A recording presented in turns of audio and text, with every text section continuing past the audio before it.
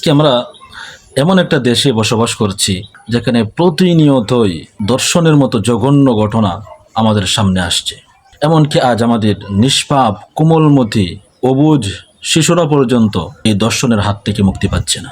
আমরা বারবার এরকম ঘটনার সম্মুখীন হচ্ছি। সরকার কোনো একটা দর্শকের বিচার করেছে বা আমরা পেয়েছি?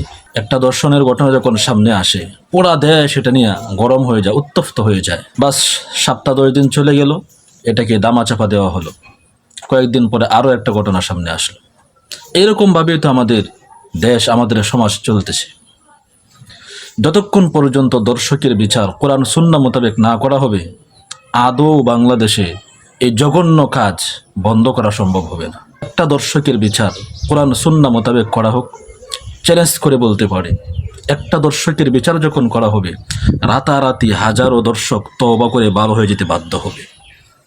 যতক্ষণ পর্যন্ত এই কোরআন সুন্নাহর আইনের উপরে আমরা আসতে না পারবো, কোরআন সুন্নাহ মোতাবেক বিচার আমরা কায়েম করতে না পারবো, ততক্ষণ পর্যন্ত এই সমস্ত অন্যায় অত্যাচার আদৌ বন্ধ করা সম্ভব নয়।